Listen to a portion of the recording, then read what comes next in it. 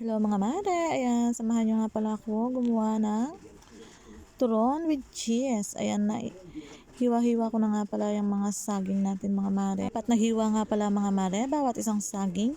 Kasi malalaki yung saging natin, kaya pinag-apat na hiwa ko. At ayan, iwalay-walayin ko na yung ating pang-wrapper. Ayan, yung cheese nga pala ay i-divide ko sa 13 pieces.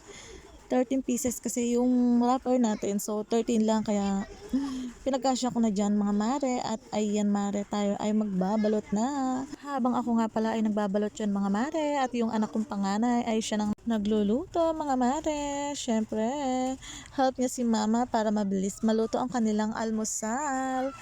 Iba talaga pag may katuwang ka ng anak na malaki na. At ayan ang mga mare, ang aking kuya Bornok, tinulungan na ako. Ayan. Ayan yung mga customer niya nag-aabang na. O, di ba?